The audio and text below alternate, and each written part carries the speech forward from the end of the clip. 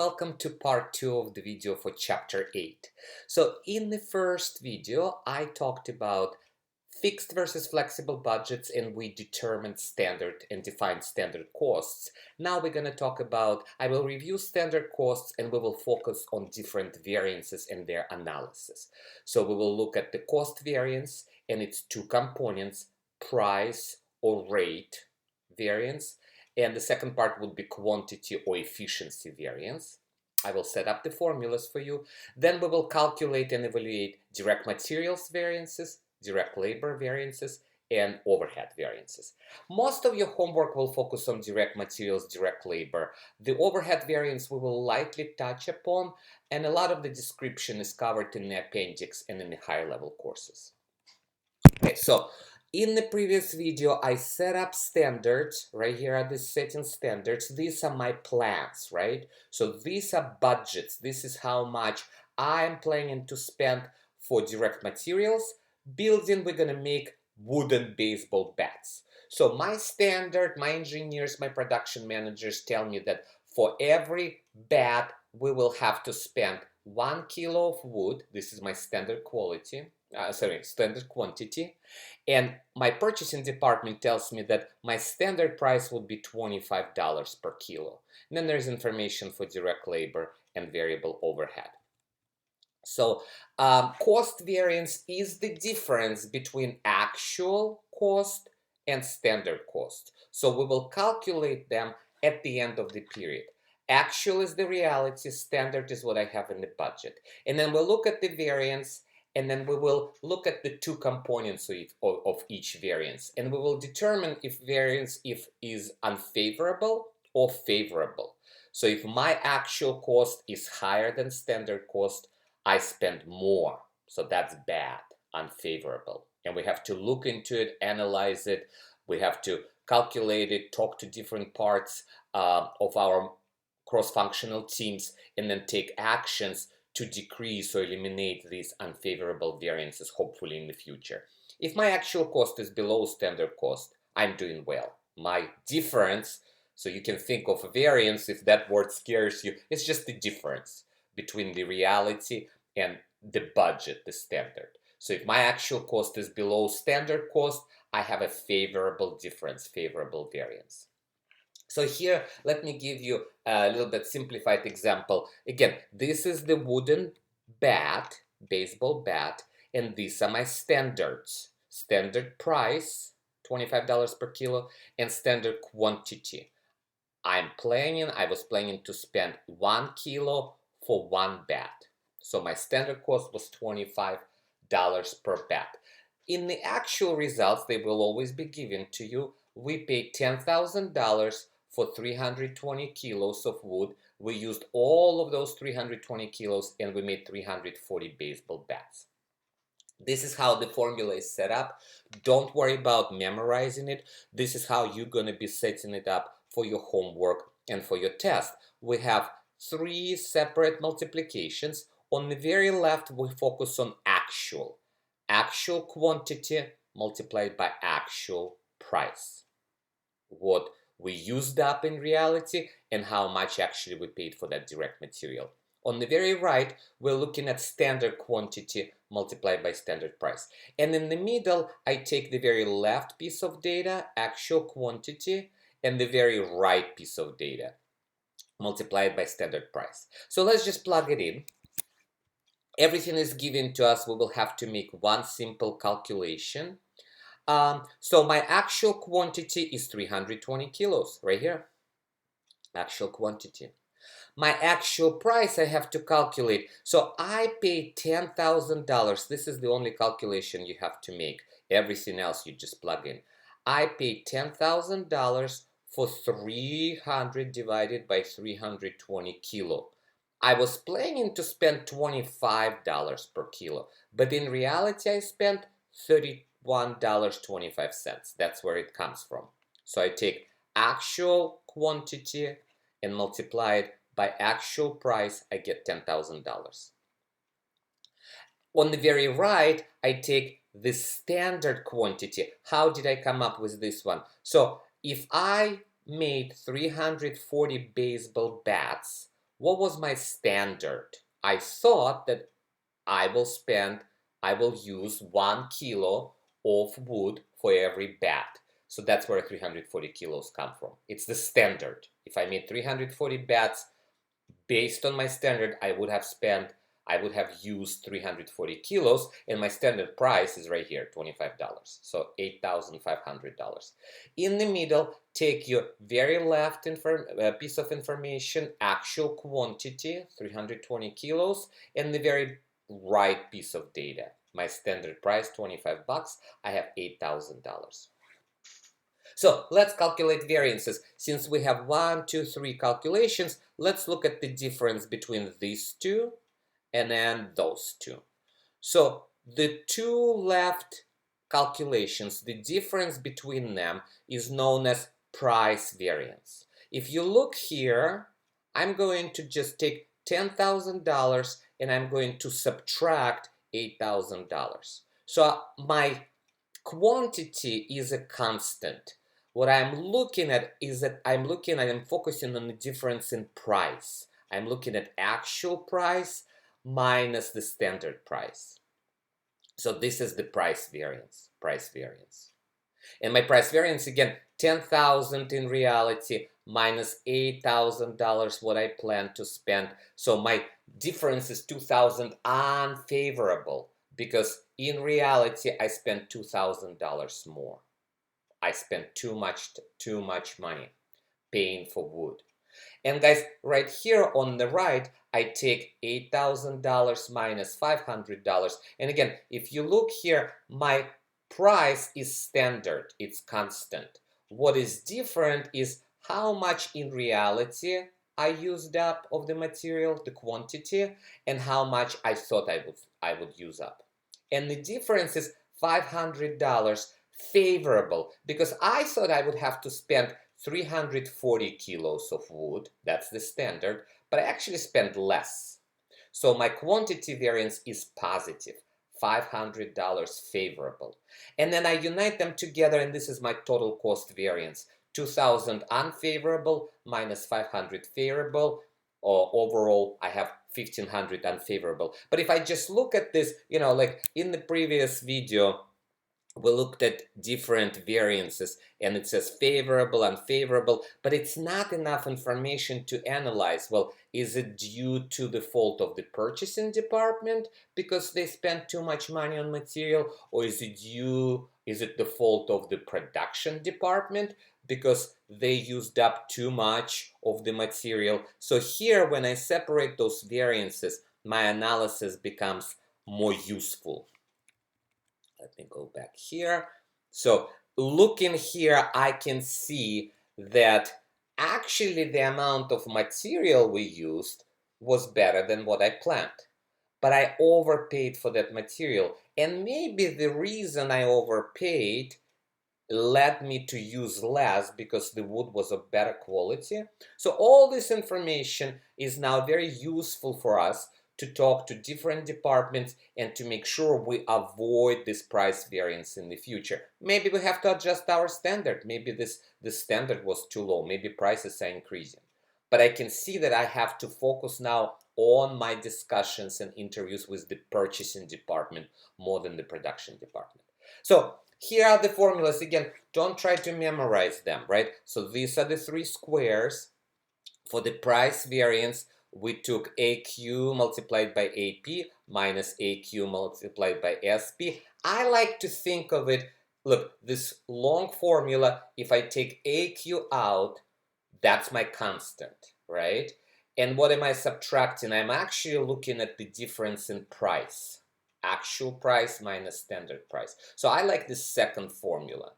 And that calculates my price variance, right? Because quantity is constant, and then I just look at the difference in price. Versus in the second one, I have AQ multiplied by SP minus SQ multiplied by SP. You can see the constant here, I can put it outside of the parentheses, is my standard price. What am I looking at? Really the difference between quantities, hence the name quantity variance. My cost variance, the total, is separated into these two components, and then I can better analyze why I have differences between the actuality and my budget, my standard.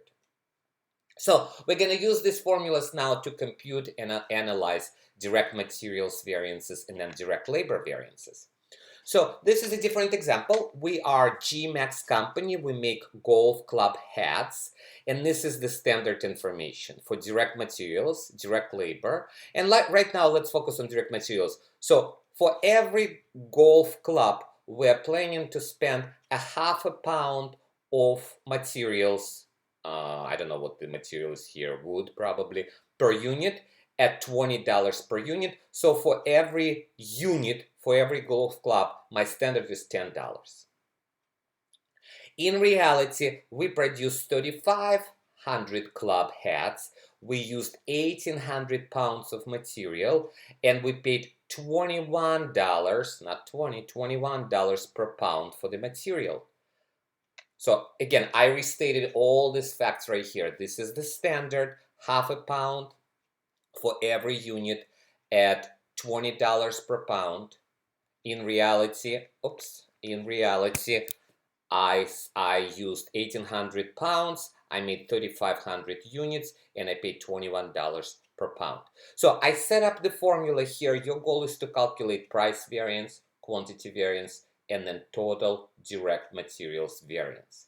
So you can pause here and make your own calculations. I will continue and show you the calculations. Okay, so let's do it. Actual quantity. My actual quantity is 1,800 pounds. 1,800 pounds multiplied by my actual price. The actual price I paid is $21. $21 equals to, let me make it red. So it equals to $37,800. Okay, that's the actual results. Let's go to the right. In the very right here, we're going to take the standard quantity. So the standard quantity, we were going to spend a ½ pound, and we in reality made 3,500 club hats. Multiply by half, that gives you standard quantity, which is 1,750 pounds. So again, the number of club hats I made and the standard quantity which was given. Multiplied by standard price, the standard price is $20. So what is my standard cost? Multiply them together, I have $35,000.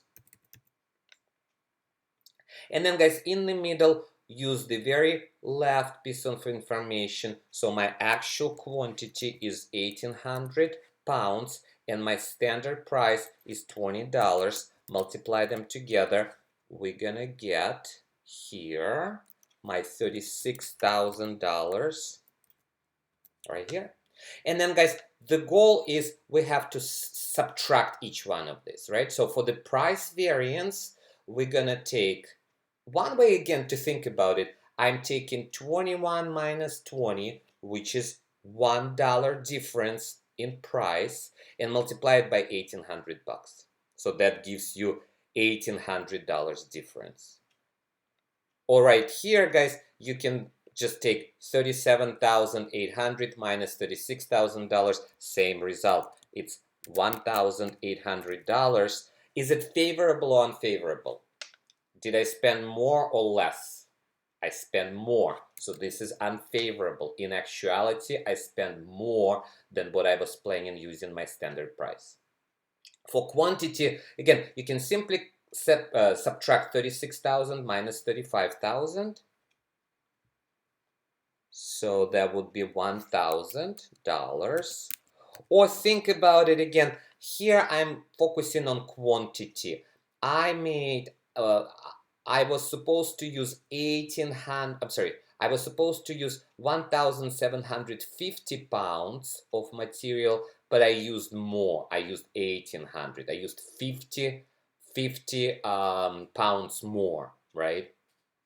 So 50 pounds multiplied by standard price $20 gives me $1,000. This is also unfavorable because my standard required me to spend less money. In reality, I spend more money. I used more quantity. I used more pounds. Actual quantity is higher than standard quantity. So both are unfavorable. So then I need to add them up. And this is my total direct material variance, which is unfavorable. Guys, and look right here. Now I can see that both my purchasing department spent too much money and bought material that is more expensive, and my production, in the production facility, in the factory, I also used more pounds for my units, for my club hats, for my golf. So we overspent in both regards, and now we have to go back to production, back to purchasing, talk to them, see what's happening, what's going on, make adjustments, and hopefully eliminate this variance or decrease this variance in the future. So just follow the formulas, the facts are given to you. Make sure you understand the analysis. Price variance versus quantity variance. So again, I talked here about who is responsible for material cost variances, and it could be the production manager, or it could be the purchasing manager. And again, usually if your price variance is bad, that is the responsibility of the purchasing department. If your quantity variance is unfavorable, that's usually a responsibility of the production department. Of course, they can blame each other, and that's why you have to work in cross-functional teams. Okay, let's talk now about direct labor variance. Guys, it's the same formula. The only confusing part is that instead of price and quantity, for direct labor we use terms rate. So instead of saying actual price, we will say actual rate. Standard price, standard rate, because we pay at a rate per hour. And instead of quantity, we're going to say hours. It's the same thing, same idea, right? So look at the formula now. Actual hours multiplied by actual rate. And then here, standard hours multiplied by standard rate. And then in the middle, we take actual hours multiplied by standard rate. And so we have, instead of price variance, we call it rate variance, because the hours is constant, but then I look at the difference in the rate. Actual rate, how much in reality I paid for my wages and salaries and benefits, fringe benefits, minus the standard rate, how much I thought I was going to pay. So that's looking at the rate variance, same as price variance. So if we overpaid here, it would be the fault, I shouldn't be saying fault, the responsibility, we have to look into the HR department, what's going on there. Instead of quantity variance, we're going to call it efficiency variance. My rate, how much I pay per hour, is now a constant. I look at the actual hours minus the standard hours. How many hours did my employees spend per unit versus how much the budget was? So we're looking at hours variance, or it's called, instead of hours, how efficiently am I using labor? Efficiency variance. And guys, if we have a problem here, it's going to be more responsibility of the production supervisor, production manager, people on the assembly line, their supervisors. And together those two variances are known as the total direct labor variance. So here is information again, right? We're now focusing on direct labor. So the standard is that for every club hat, we would have to spend 1 hour of direct labor, and we would pay our employees $16 per hour. In reality, this is the actual results. We produced 3,500 club hats, and we worked 3,400 hours. And we paid $16.50 per hour instead of $16 right here. So all of this information is given to you. Again, I restated it right here, my standards per unit and my actual results. I set up the formulas, so now your goal is to make the calculations and calculate variances or differences for rate variance and for efficiency variance. And then you will have a total direct labor variance. So stop here and calculate. Okay, let me make the calculation. So my actual hours are 3,400 hours. 3,400 hours, oops. let me do it right here, 3,400 hours, actual hours, multiplied by actual rate. So the actual rate is $16.50 right there. So I get, let me put it in bold and red, we get the cost of, the actual cost, the direct labor cost is $5,600. Okay, let me go to the standard. My standard hour is, so look, my standard was 1 hour per unit. How many units did we make? 3,500 units. So what's my standard hour? What are my standard hours? 3,500. 3,500 multiplied, what is my standard rate? $16 per hour. Let's multiply, and we get the standard cost of $56,000. Let's go in the middle, use actual hours, 3,400, and let's use the standard rate, which is $16, and we get with you $54,400. Okay, so rate variance. My actual results are higher than my standard, right? Let's subtract. I get the rate variance of 1,000. Oops, what happened here? So I get 1,700, and this is unfavorable. Let me put it in red. Unfavorable, because in actuality I spent more. Look at the rate. My rate actually was 50 cents more, the actual rate, than my standard rate. That's the difference. Okay, efficiency variance. We're looking here, we're focusing here on the hours instead of rate, right? And if you look at the hours, we actually spent fewer hours. If, according to the standard, if I made 3,500 club hats, I would have had to spend 3,500 hours, but I spent 100 hours less, fewer.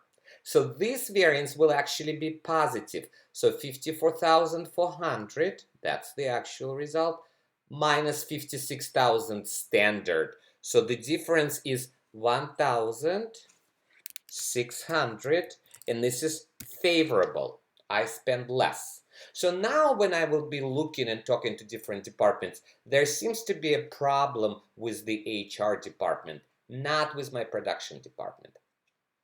Of course, my HR might say, you know, we hired better people, we paid them, we spent more on training, we hired better people, which required us to pay them higher rate. That's the reason why you used fewer hours. So that's the discussion to have. This is the analysis and evaluation to make. So my unfavorable is a little bit higher. So my total direct labor variance would be $100 unfavorable. So I'll put it in red right here, because my rate variance is a little higher than efficiency variance.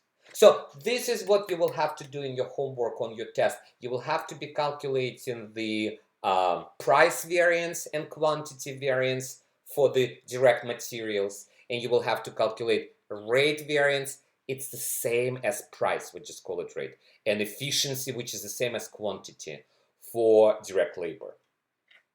Okay, so let's move on here to overhead. As I mentioned, with overhead, it could get complicated, so you can always read on it in the appendix. What you have to know here, you have to just recall that overhead costs we assigned, right? In chapters 2, 3, we assigned to products and services using a predetermined overhead rate. We took total overhead costs estimated, and we divided by some estimated activity. And usually this activity would be my direct labor hours or machine hours. And then we assigned overhead, we would take the rate, and we would take that standard activity, and that's how we assigned it. Okay, so for the standards, we will need to determine so-called standard overhead rate. So the standard overhead costs are the overhead amounts expected to occur at a certain activity level. And we're going to use three-step process to establish the standard overhead rate. It sounds more complicated than what it is. Let me show you 3 steps, right? Steps. Let's start with step 1. Determine the allocation base. Will be given to you direct labor hours, for example. In this example, the direct labor hours is our allocation base. Choose the predicted activity level, okay? So in order to choose the predicted activity level, you will be given a flexible budget for overhead costs. And let me go to your textbook. So here is an example. It's in your textbook, Exhibit 8.12.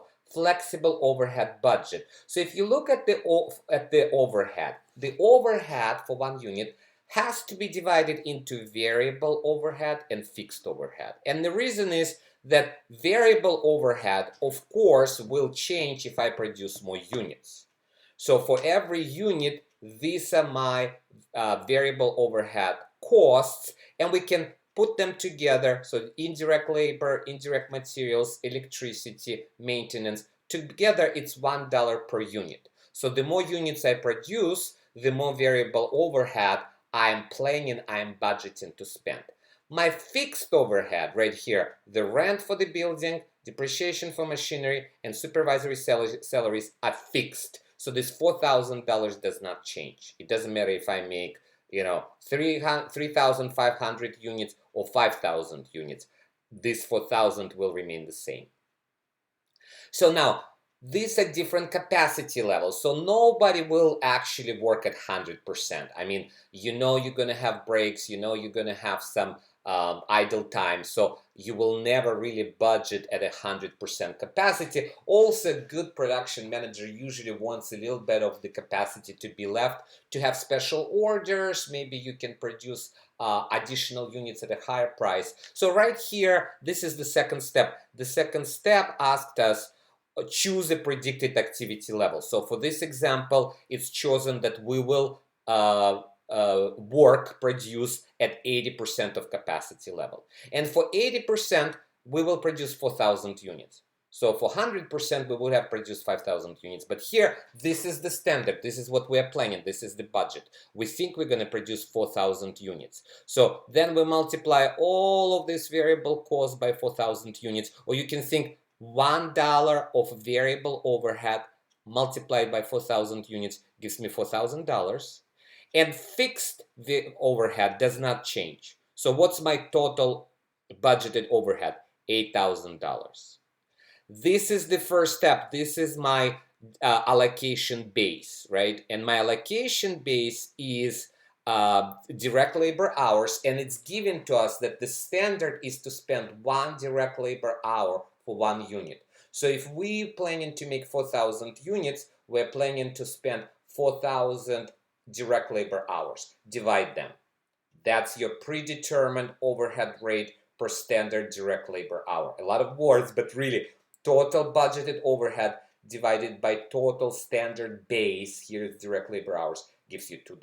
That's what we're going to use, $2. So let me go back to the slides. So we went through the 3 steps, right? Determine the allocation base, choose the predicted activity level, 80%, compute the standard overhead rate. This is the same flexible overhead budget, it's just shorter. We're not splitting up the variable overhead costs or fixed costs. So total overhead that we budget, again, is $8,000 divided by standard DLH, 4,000 hours. Again, because it's 4,000 units and my standard is 1 DLH per unit. So this is my predetermined overhead rate per standard DLH, $2. That's what we're going to use. Okay, so during May, we produced 3,500 club heads working 3,400 hours. The standard, as I said, is 1 direct labor hour per club head. The actual variable overhead was 3,650 variable. So instead of 4, this is the variable, we actually incurred 3,650, and the actual fixed overhead was 4,000, just like we planned. So this is the formula to use to calculate the overhead variance. We take the actual the actual, here we go, the actual overhead incurred, which consists of variable, this is variable, plus fixed. So together, this is the actual results. The cost variance, again, overhead, the direct labor, direct materials, is the difference between actual and standard. So the actual is 7,650. What about standard overhead applied? So how many club heads did we produce in reality? 3,500. My standard is 1 direct labor hour per club head, so that's how we got 3,500 direct labor hour at, this is the rate, right? This is my standard rate, $2. So it was supposed to be $7,000. I spent 7,650. So my difference, my overhead cost variance is negative. It's unfavorable, $650. And guys, sometimes we start looking into this total amount and we want to separate this. And again, I don't think you will have to do it in your homework, but just for your information, we want to look at this total and divide it into two separate variances, the volume variance and the controllable variance. So this is the formula, this is the volume variance. Company operates at a different capacity level. We thought we were going to make 4,000 units, but we made only 35,000 units. So we made less. So my volume variance is going to be unfavorable because I performed at a different capacity level than was predicted. And guys, it's also called sometimes uncontrollable because we usually produce fewer units because, you know, there is less customer demand. We thought we would have to make 4,000 units, but we made 3,500. So this is called the volume variance, so uncontrollable variance. So this one could be ignored because it's usually outside of the manager's control. My total overhead variance minus my volume variance gives me the controllable variance, the portion of total overhead variance under management control, and that's where we're going to focus. So again, my total variance was $650. Let's calculate the overhead volume variance. Another thing to remember, the volume variance is just based on fixed overhead. We only focus here, we ignore variable overhead, we only focus on fixed overhead. And guys, my budgeted fixed overhead, if you remember, was $4,000 from the overhead flexible budget. But in reality, we produced 3,500 direct labor, we spent 35 direct labor hour at $1 because that was, if I go back here for my fixed overhead, I was going to produce 4,000 units and spend $4,000. So it's $1 of fixed overhead per unit. So the difference is $500. Because my capacity was lower, this is my unfavorable volume variance. And now we can subtract, right? So my total overhead variance is $650 minus $500 gives me $150 unfavorable controllable variance. Here I also show you how to another method of calculating this controllable variance. But as I said, this relates overhead variances could get confusing. So you will study them in the higher level courses. For now, just be aware of this overhead variance and focus on direct materials and direct labor variances. And this concludes Chapter 8. Thank you so much.